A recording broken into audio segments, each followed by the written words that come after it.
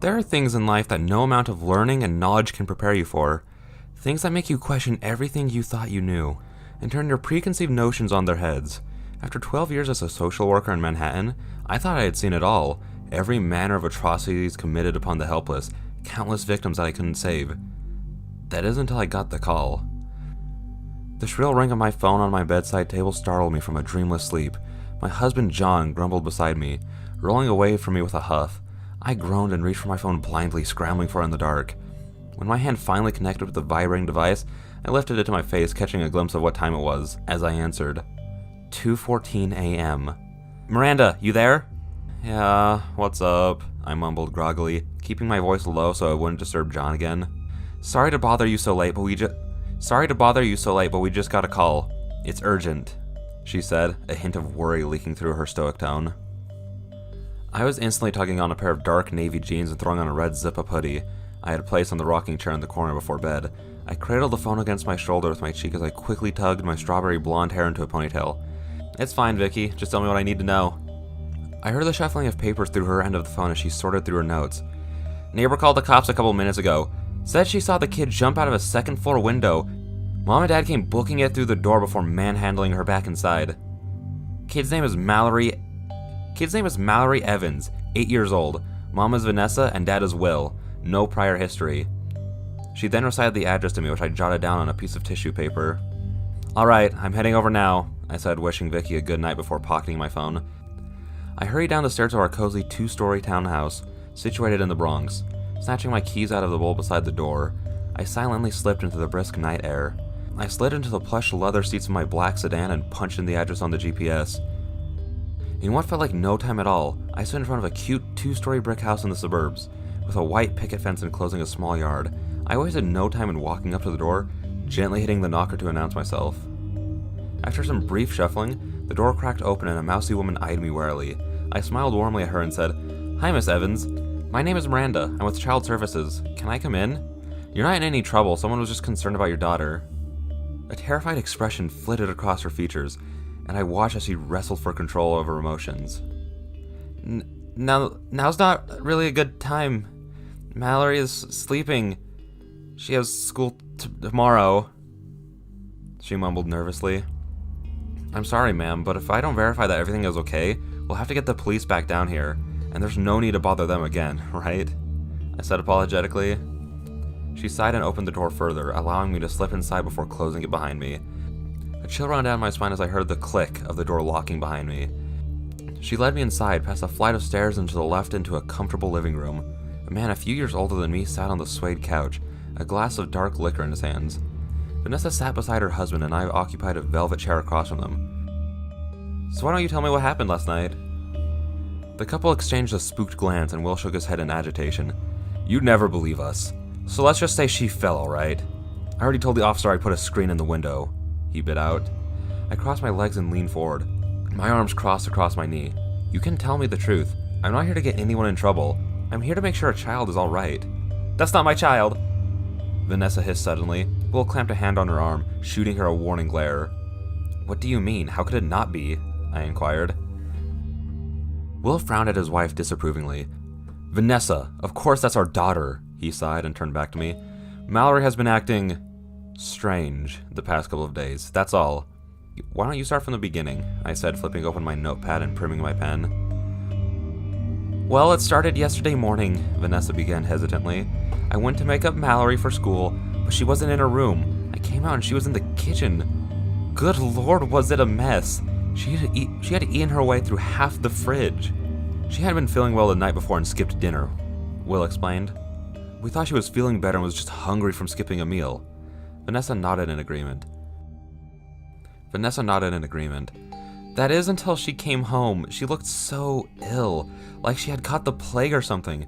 I asked her what was wrong and all she would say is she hated school and never wanted to go back.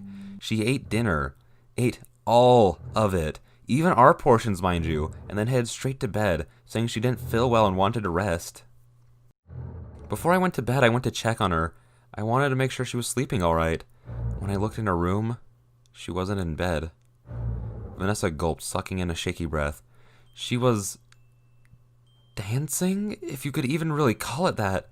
twitching and jerking in the middle of the room, and her body was making these god-awful cracking noises as she moved.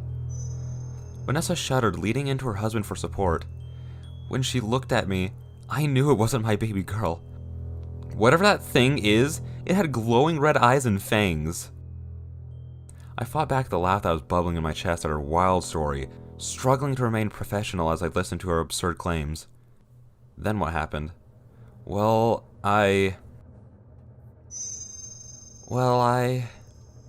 I locked it in the bedroom. I didn't want it to attack us in the middle of the night, Vanessa confessed. And there it was. The couple had locked the poor girl in her room, and she had tried to escape the only way she could. I folded my notepad shut and slipped into my purse. I'm gonna go check on Mallory now, okay? I said, my voice gentle as if trying not to scare off a spooked animal. The Evans exchanged an anxious look once more. Finally, Will nodded, rising from the couch and showing me down the hallway to the room. He handed me a small silver key before retreating back down the hall to the living room, leaving me standing alone in front of a white wooden door, decorated with an assortment of girly stickers. I knocked gently on the door to announce myself. Mallory, are you awake, sweetie? My name is Miranda. I'm here to make sure you're okay. There was no response, but I could make out a muffled shuffling noise from within. I knocked again, waiting for a response that never came. Finally, I slid the key into the lock and gently nudged the door open. Mallory stood in the middle of the bedroom, dimly illuminated by the pale beams of moonlight peeking through the window across the room. Her joints popped and cracked as her small body gyrated across the rug in some macabre dance. I stood frozen in place, too stunned by the ghastly display to approach or even run. As Mallory pivoted slowly to face me, a pair of gleaming crimson eyes landed on me. A sinister grin split her face, far too wide for that of an 8-year-old girl. Her mouth was filled with rows of needle-sharp teeth. I gasped and stumbled back out of the doorway. As I reached the closet, Mallory dropped to all fours and skittered across the floor towards me. I shrieked, narrowly stumbling out of her way as she lunged towards me with an ominous giggle. Scrambling to my feet, I reached blindly behind me, grasping a hold of the first doorknob I felt and tumbling through it. I landed ungracefully on the cold concrete floor of the attached garage. I lurched on my feet and spun around in time to see the girl crawling through the open door, her red eyes glowing eerily in the dark. She giggled again before springing towards me once more, spittle flying from her razor teeth. She sailed over my head and into the side of the car as I ducked. The creature hissed as a sizzling sound and the smell of charred flesh permeated the air. She spun towards me with an angry growl. The skin on her forehead charred where she had hit the side of the car. I glanced around looking for anything I could use to defend myself. Once more, Mallory lunged for me. I grabbed an iron hammer from the tool rack behind me and swung it like a baseball bat. The abomination howled in agony and I gagged as a stench of scorched skin burned my nostrils. Her face where I hit her with the hammer was a melted wreck, sizzling and popping as the flesh melted from her bones. With one last agonized scream, the girl skittered under the garage door and scampered through the yard, disappearing into the thin line of trees behind the house. Finally, Will and Vanessa sprinted into the garage, their faces frozen in panicked expressions. What happened? Will demanded. Where's Mallory? I dropped the blood and viscera-coated hammer from my shaking hands, gasping in air as I tried to calm my frayed nerves, unable to fully comprehend what I had just done. She attacked me, I said, my voice monotone as the shock and confusion began to set in. Then she ran out the garage door. Will gaped at me as Vanessa clung to his side in fright. Well, don't just stand there. We need to go after her. Realizing he was right, I pushed away the panicked thoughts in my mind, compartmentalizing them to deal with on a later date. Will handed me a flashlight from the tool cabinet behind the door, taking his own and rushing out into the night with me. We split up, Will heading down the street in case she had circled around while I was headed for the tree line. Mallory! I called, the light from the flashlight bouncing off the trees as I jogged through the brush. I searched the woods for what felt like forever, calling her name until the sun began to rise above the trees. As the forest became bathed in the pale pink glow of early morning, I started heading back, realizing we'd likely need a search party. When I could just begin to see suburbs through the branches, movement in my periphery gave me pause. Mallory? Are you there? I hesitantly headed toward where I thought I had seen the stirring. As I approached, I could see the sleeping form of a small girl lying curled on the leaves at the base of a decrepit tree. Mallory Evans? I said softly, giving her shoulder a gentle shake to stir her. The girl groaned and rubbed her eyes sleepily. As she became more alert, the panic began to set into her features. Her face was dirty but unmarred. No glowing eyes or burned flesh seemed to have ever been present on this girl. Mommy? Where's my mommy? She whimpered. I reached out and gently helped her to her feet, offering my hand. Your mommy is waiting for you at home. It's just right through the trees, I reassured her, leading her through the trees and into the yard. Do you know how you got out here? She shook her head, glancing uncertainly back at the thin corpse of trees. I was getting off the bus after school, and then I woke up here, she said. My eyebrows drew together as I pondered what could have happened to this poor child. My thoughts were interrupted as Will and Vanessa rushed across the yard, sobbing as they embraced their daughter and examined her for any wounds. I stepped back to give them space, glancing back at the tree line one last time. Through the branches and the murky shadows still clinging in the early hours, I caught a glimpse of glowing red eyes and flashing, razor-sharp teeth.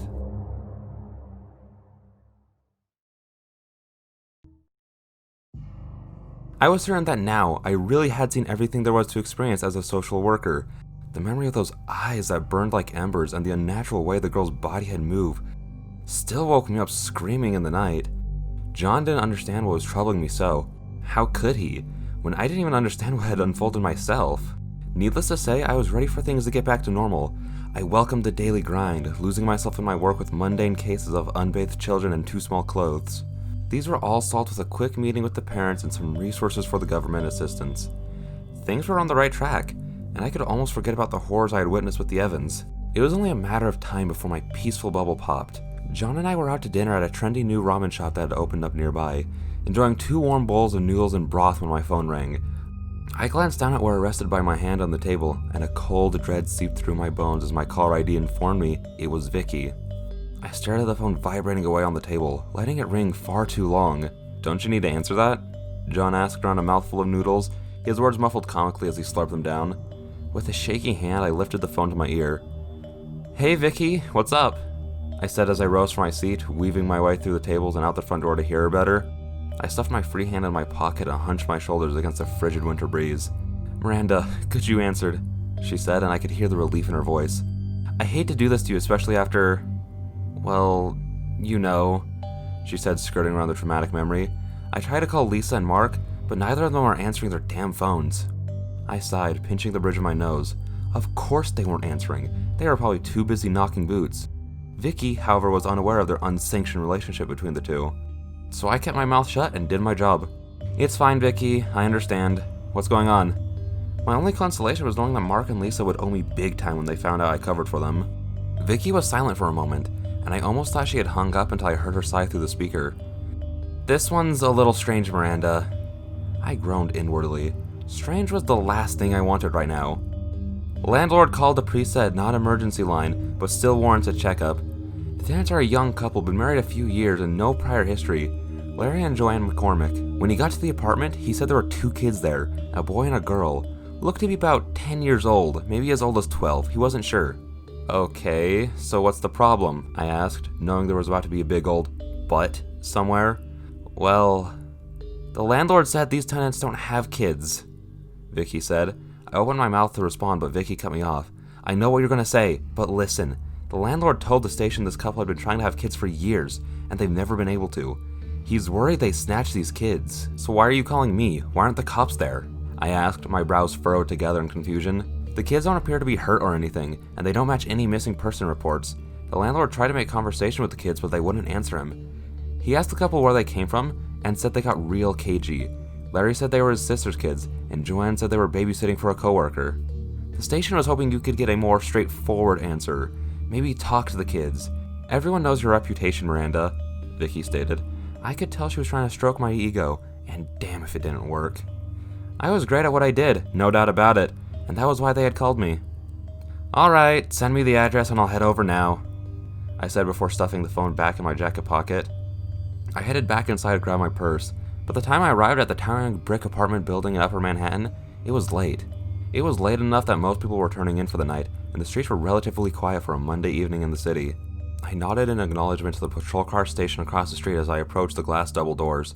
I hit each button in the matrix on the panel beside the door, and it didn't take long before the shrill buzz of the door unlocking sounded and I entered the building. Up on the 5th floor, I searched the hall until I found the apartment I was looking for. 512. I knocked lightly, waiting for a response. The door promptly swung open and a slim blonde woman answered, eyeing me warily. Hi, Joanne. My name is Miranda. I'm with Child Protective Services.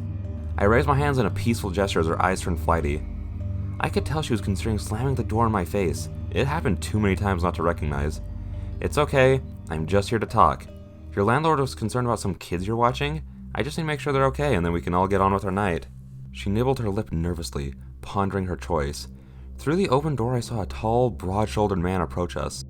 His blonde hair slightly unkempt and his shirt sleeves rolled up to his elbows. "It's alright, Joanne. Let her in. The kids are fine, there's nothing to see here," he said, his tone firm. I thanked him and entered the apartment.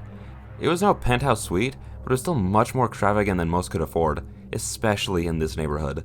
Countless pieces of fine art and sculptures decorated the room, and I raised an eyebrow skeptically. Not many people would be brave enough to display a Lalique Tourbillon's vase within the reach of clumsy children. They're my sister's kids. She's out of the country, which is what I told the officer. "We can't reach her now, but I assure you she knows they're here," Larry said, and I tucked that information away in the back of my mind. I knew the station was probably already running whatever name he had given them and digging into his background. If there was a sister, they'd find her. "Do you mind if I talk to the kids?" I asked.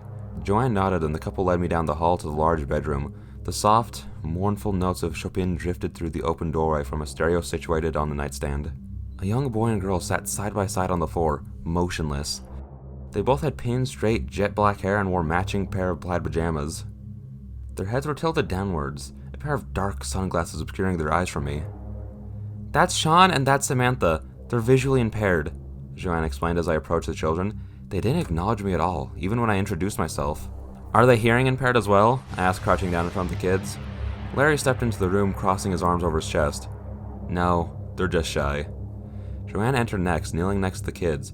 She leaned in and whispered something in Sean's ear, then Samantha's. "Miss McCormick, I'm going to have to ask you not to whisper. I need to make sure you're not swaying them to say something untrue," I chided, a warning tone in my voice. She nodded and stepped back towards her husband. As she did, the twins raised their heads perfectly in sync and said, "Hello, Miss Miranda." An uneasy chill ran down my spine and goosebumps danced across my skin. That foreboding sense of dread began to fill me again, and I struggled for composure. "Hello, Sean, Samantha. It's nice to meet you two. Do you know why I'm here?" They nodded synchronously. "Good. Can you tell me if you're supposed to be here?" Once more the twins nodded. My unease grew as I questioned these unnerving children. "I need you to think carefully about this next one. Do you feel safe here?" Two onyx-haired heads bobbed in agreement. I sighed, my discomfort mounting with each second. At that moment, my phone buzzed in my pocket. I discreetly slipped out and glanced at the screen to see a text from Vicky. "Larry doesn't have any siblings. The officer stationed outside is on his way up." My blood ran cold as I read the message, but I forced myself to remain calm. "Can you tell me who your parents are?" I asked. The twins nodded and in tandem each raised a hand pointing behind me. I stood and turned to face Larry and Joanne, my arms folded across my chest as I waited for them to respond. Joanne broke first, rushing forward and scooping the children protectively into her arms.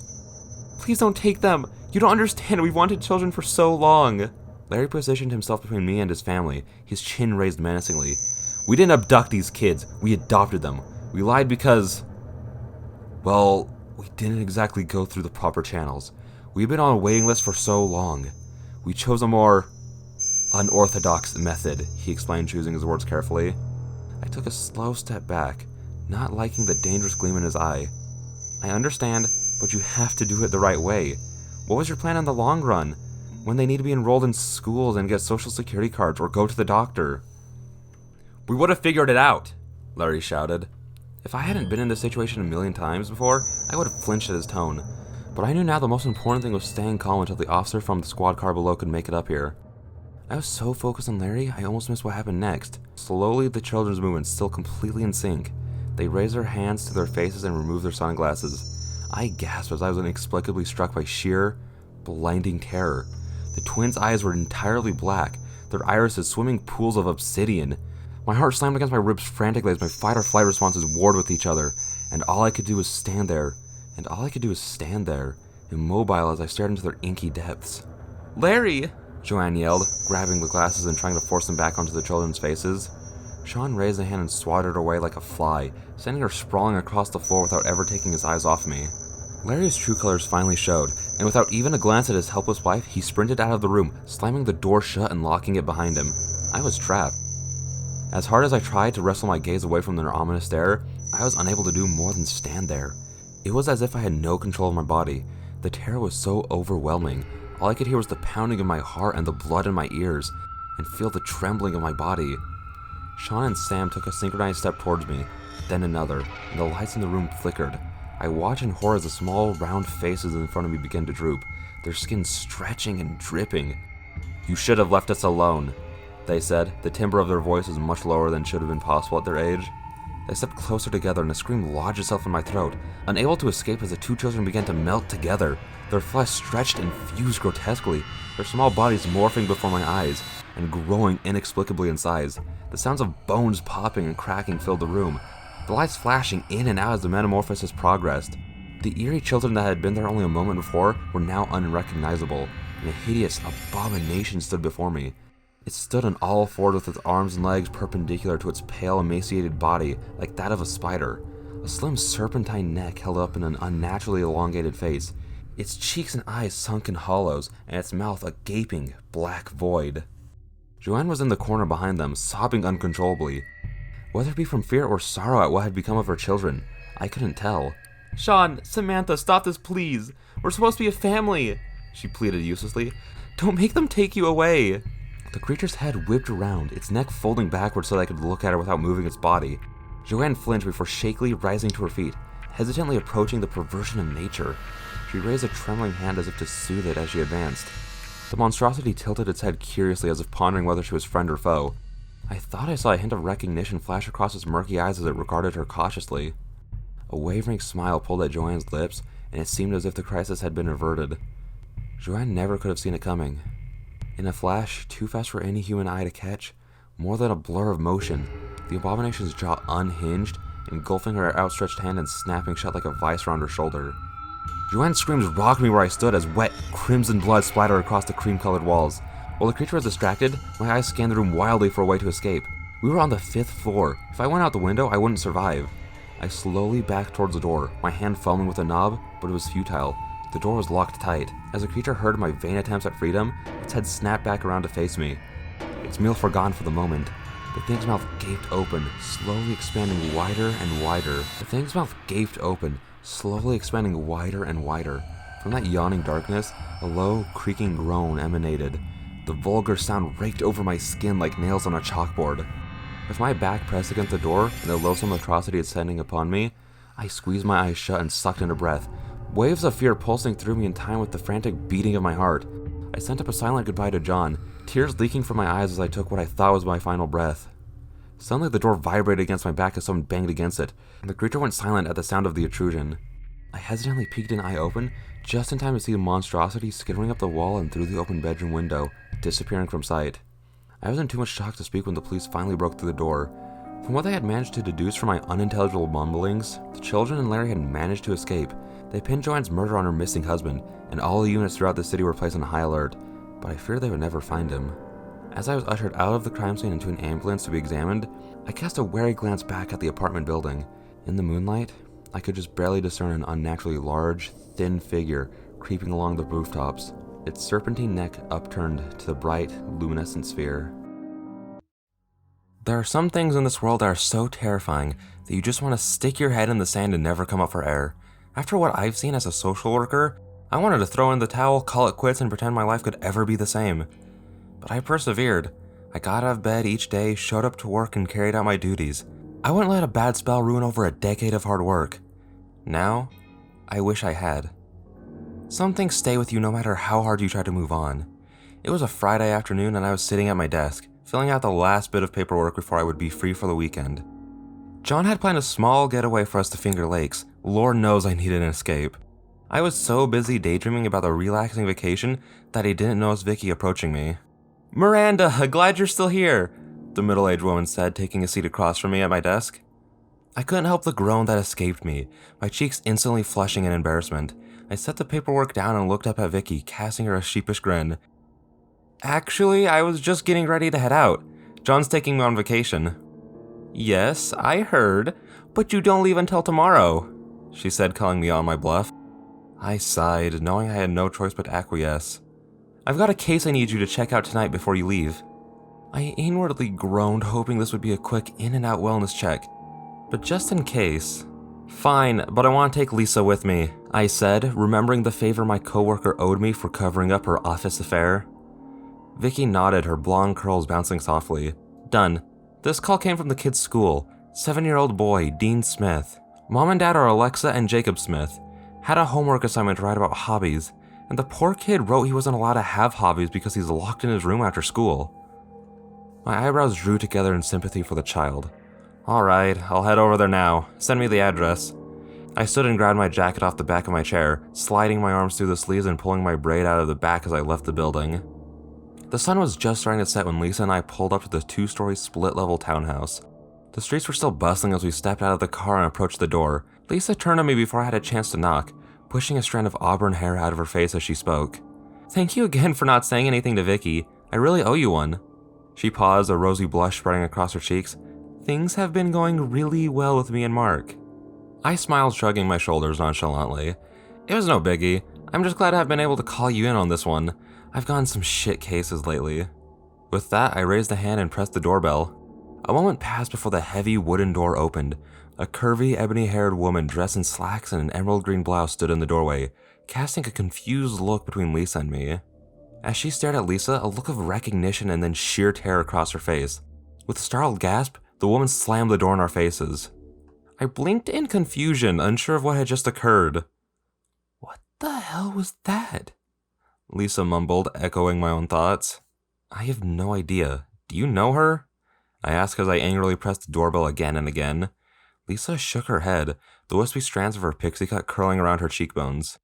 Finally, the door cracked open again and the scared woman frowned distrustfully. Who are you? What do you want? Alexa, my name is Miranda and this is my partner Lisa. We work with Child Protective Services. Your son's school called in after a troubling response on his homework. May we come in? She nodded and opened the door, allowing us to enter without argument. This was already off to a good start, and I had hoped that we would leave with little incident. I should have learned by now to never get my hopes up. Thank you so much for coming. Please, you have to help us. We're at our wits' end, Alexa said pleadingly as she led us to the kitchen. Lisa and I exchanged a worried glance as we followed. Alexa retrieved 2 bottles of water and handed them to us as we all sat at the kitchen table. Is your husband home, ma'am? Lisa asked. Alexa shook her head quickly, and I noticed her hands trembling on the table. Why don't you tell us what's going on? I prompted, my tone soothing. Alexa took a shaky breath and nodded, her eyes downcast at her fidgeting hands. I don't even know where to begin. I can't put an exact number on how long it's been going on. She began, her voice quivering slightly. As a working parent, there's so much you overlook, so much you can explain away until you can't anymore. She murmured more to herself than to us. There's something wrong with my son, she stated, finally meeting my eyes. There was a pleading look in her eyes, as if begging us not to dismiss her story as insanity. It started with silly little things, I suppose. The first time I really remember noticing something was off was about a week ago. I was doing dishes in here and Dean came in. He grabbed a juice box and a pudding from the fridge and left without saying a word. Not even 10 minutes later, he comes back in and grabs another juice box and another pudding. I told him no, that he would ruin his appetite, and he told me he hadn't even had one yet. I obviously thought he was lying, but he swore he wasn't. Then the next day I sent him to get ready for bed and brush his teeth. He came downstairs, gave us a hug and a kiss, and went right back upstairs without a word again. Jacob and I went back to watching our show, and before the next commercial even came on, Dean came back downstairs, gave us a hug and a kiss, and wished us goodnight again. I scribbled notes on my pad as I listened. Have you had him checked out? Maybe he's having some memory issues, I asked. Alexa shook her head. We did, and the doctor said he was fine and told us to monitor it if it kept happening. And it did. But then, something different happened. She clasped her hands tightly on the table until her knuckles turned white. It was the middle of the night. Jacob and I were sleeping when I heard a noise from downstairs. I woke Jacob up and we went to investigate. And you were there, Alexa said, pointing at Lisa. I schooled my features quickly, not letting my disbelief show. Are you sure you weren't dreaming? Alexa's head bobbed vigorously. I'm certain. My husband can confirm. He saw her too. But that's not even the worst part. We came downstairs and she was dead, lying in the middle of the living room carpet in a pool of blood. Her pitch increased as the fear became apparent. And Dean was there, a knife in his hand, standing over her, smiling. I don't know what made us think to do it, but Jacob and I both ran upstairs to Dean's room. When we went inside, there he was, asleep in his bed and none the wiser to what we had just seen. When we went back downstairs, there was no evidence that any of this had happened. The same scene had continued since then, your partner dead in our living room, and our son, the real one, nowhere near it. We didn't know what to do except ignore it. There was no real crime and we didn't want to scare Dean. I'm not sure how much more I can take, though. I glanced at Lisa, her skeptical expression mirroring what I was thinking. I opened my mouth to speak but paused as a little boy with curly brown hair and round glasses entered the kitchen. Alexa glanced at him fearfully, her spine going rigid. "Hey baby, do you need anything?" she asked nervously. The boy ignored her, going to the fridge and retrieving a juice box. He stared at the three of us a moment too long and a chill crept up my spine. Finally his lips began moving, but no sound came out. He stood there silently speaking and staring at us, before finally he turned and walked out of the kitchen once more. Goosebumps crept along my skin at the unnerving display, and Alexa looked between Lisa and I as if expecting an answer. Seconds later, Dean walked back into the kitchen and repeated his actions. He crossed to the fridge, grabbed a juice box, and turned to the three of us. He stared at us as we gaped at him in confusion. "Mommy, what's going on?" he asked. "Nothing, baby. Go back to your room. You know you aren't allowed out," Alexa said, her voice barely more than a whisper. "But I don't want to sit in my room all night again," Dean pouted. "Dean, go to your room now, please," Alexa said. With a huff, Dean spun on his heels and stalked out of the room. Alexa turned back to Lisa and I. "Do you see what I mean?" I nodded, tucking my notepad away in my purse. "Do you mind if we speak with him?" I asked. Alexa nodded, pointing me in the direction of the stairs. As we left the kitchen, Lisa placed a hand on my arm. "Miranda, come on, let's just get out of here," she whispered. I frowned at her disapprovingly. "And lose our jobs? Leave a kid here to get locked in a room all night? I think not." "I'm not going up there, Miranda. You're not the one this kid has been trying to murder," she said vehemently, glaring at me. "It's a 7-year-old boy, Lisa. What the hell do you think is gonna happen?" I sighed in frustration.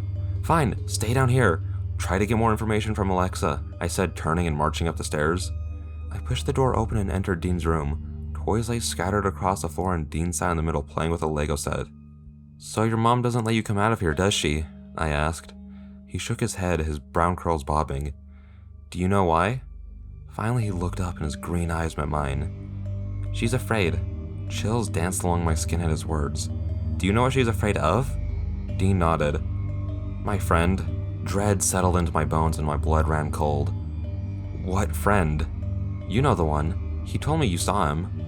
My skin raised once more and the hairs on the back of my neck standing on end. "You talk to this friend?" He nodded once more. "All the time. I met him at the park. I threw my ball too far and it went into the bushes. I went to go find it and I saw him.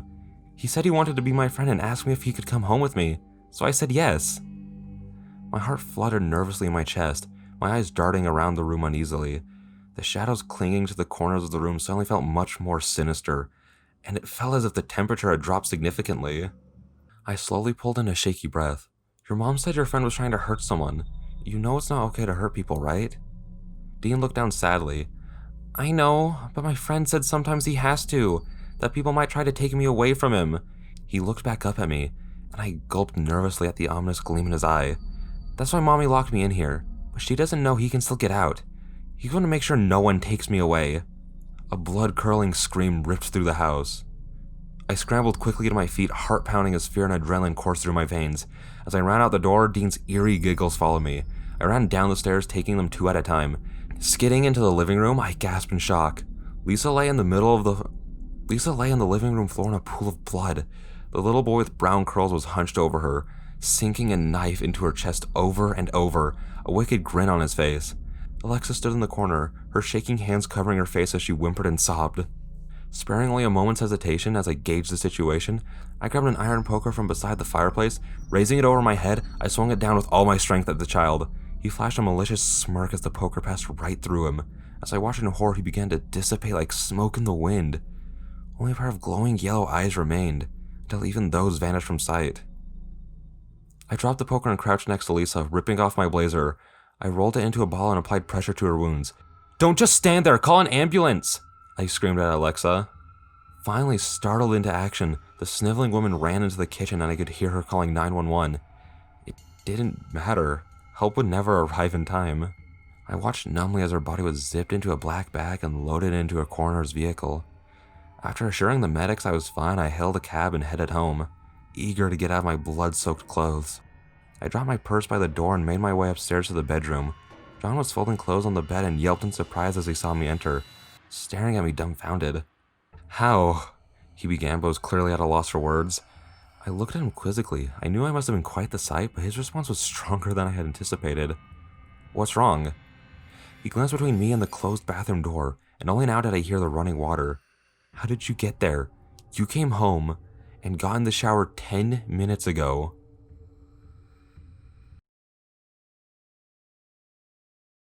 I've come across a number of odd cases in my field of work, but none quite so deadly as this one. They say that when you are near death, your whole life flashes before your eyes, but that's not true. All there is the encroaching void and the sweet release of oblivion. And pain. So much pain. After a relaxing weekend at Finger Lakes with John, I was feeling refreshed, rejuvenated, and ready to get back to work. Many of the cases were simple, with only one requiring a removal. Those are never easy, taking a child from their family, but I rest easy knowing it was for the best, and that they'll be safer. It was Thursday evening as I was driving home, sitting in traffic in downtown Manhattan, when Vicky's name flashed on the dash display alerting me to the call. I pressed the button on the steering wheel to answer and waited a moment for it to connect. Hey, Vicky. Miranda, hey, got another call for you, my boss said. I gripped the steering wheel tighter, my knuckles turning white. The calls at night were always the worst, especially with the streak I seemed to be on. Mom called this one in. 6-year-old girl named Maya Ramish.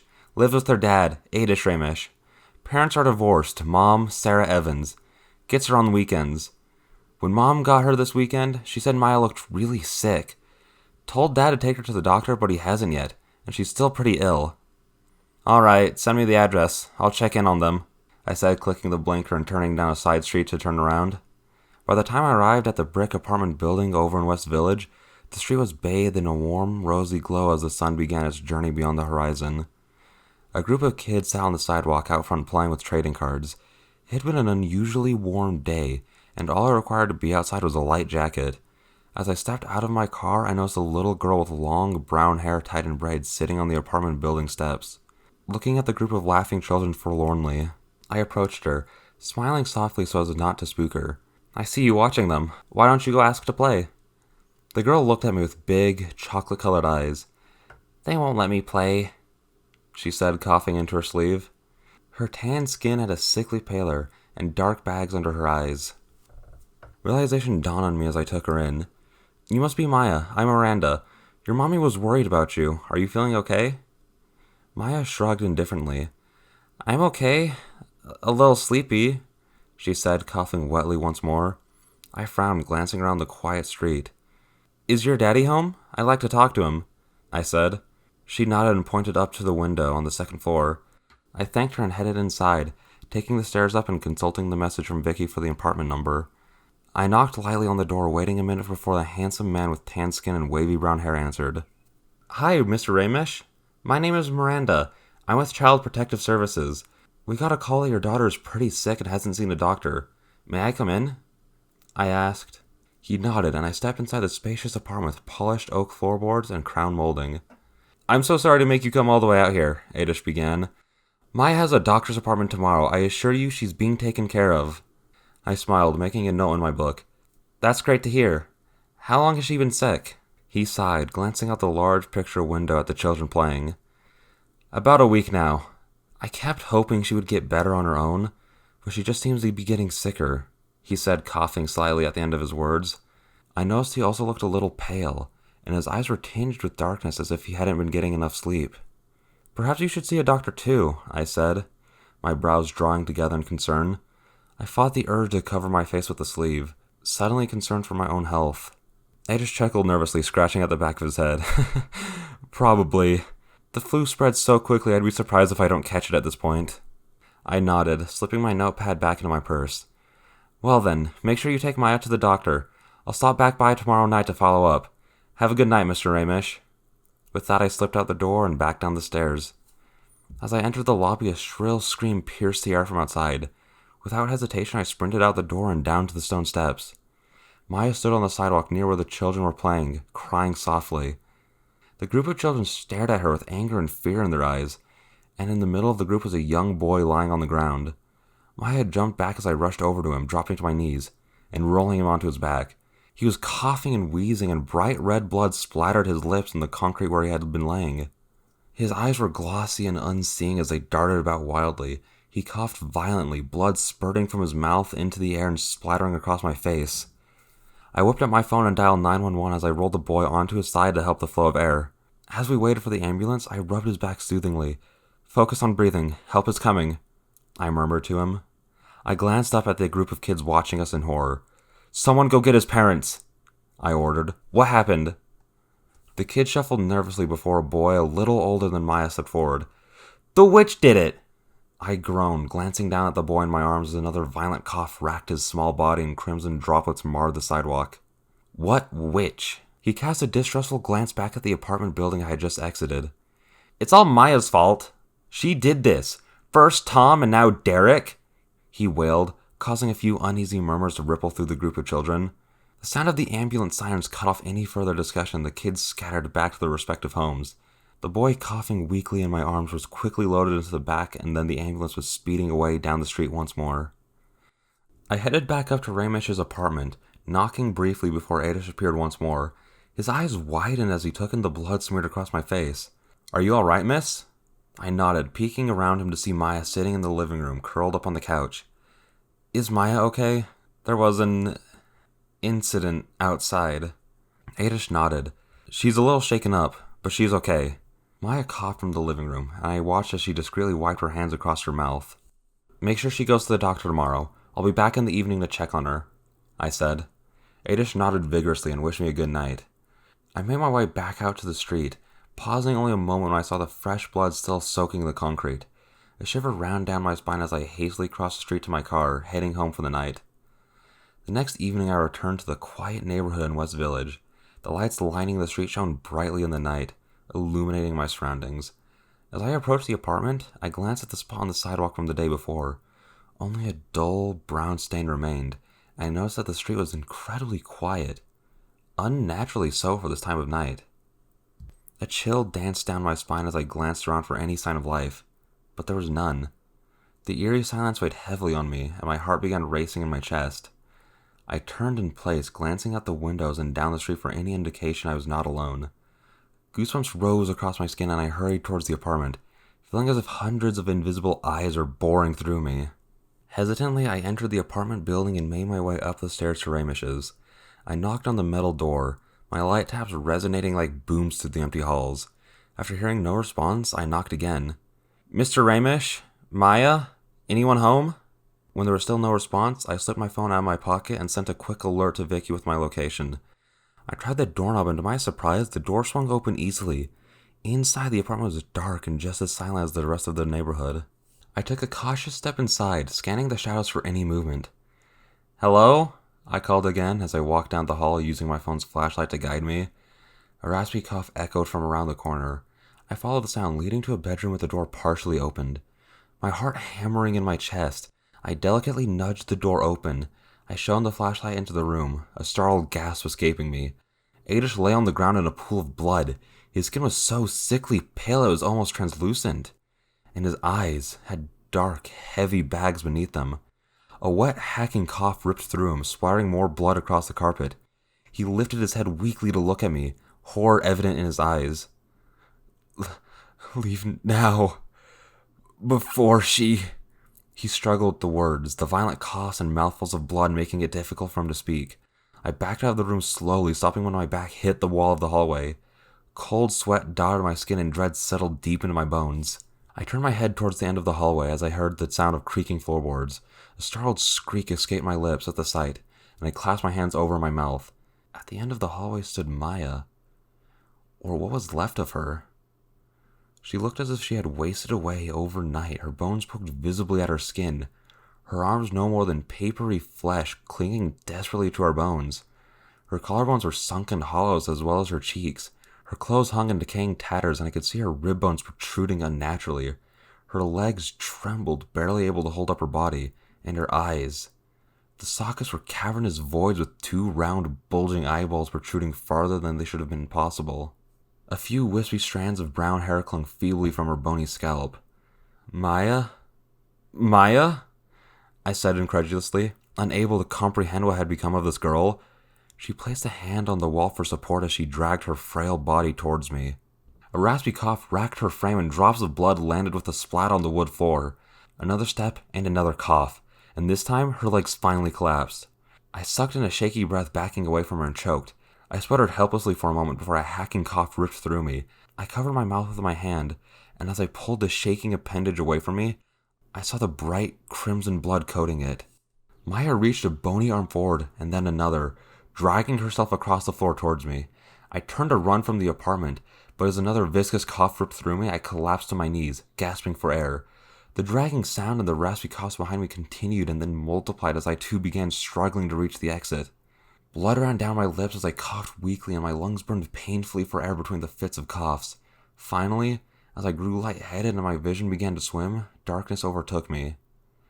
When I came to, bright light burned my aching eyes and I heard the steady beeping of a heart monitor beside me.